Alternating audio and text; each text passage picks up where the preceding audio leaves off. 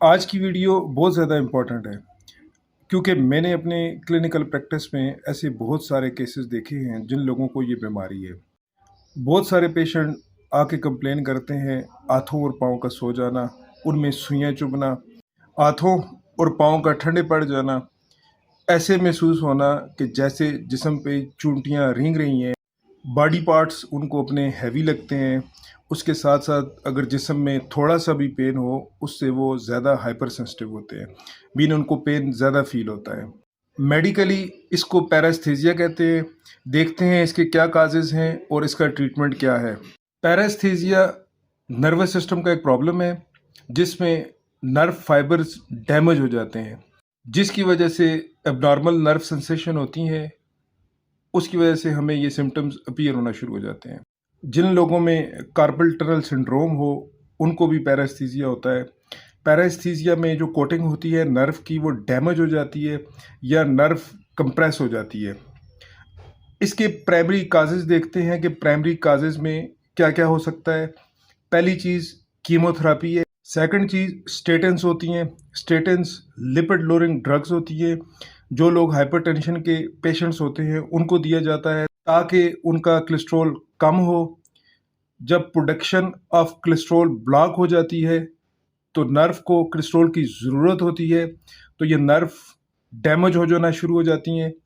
Next चीज़ low fat diet है क्योंकि body को ज़रूरत होती है DHA and EPA fatty acid की, जो बहुत ज़्यादा इसेंशियल होते हैं। ये फिश में पाए जाते हैं, कॉड लिवर ऑयल में पाए जाते हैं या सलमन ऑयल में पाए जाते हैं।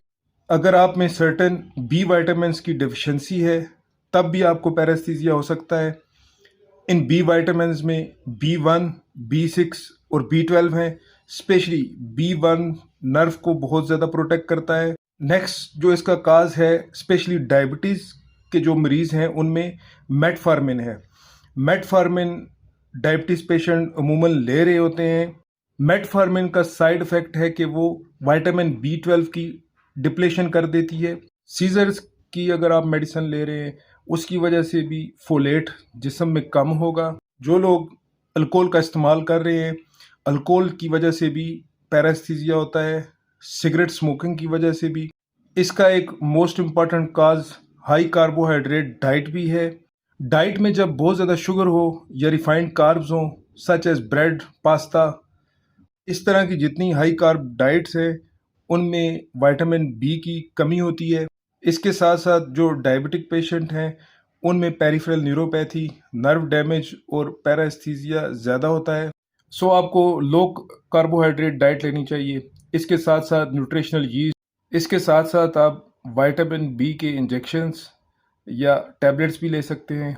स्पेशली जो लोग डायबिटिक होते हैं उनको नैरोबियान या बेथिकोबाल के इंजेक्शंस रिकमेंड किए जाते हैं।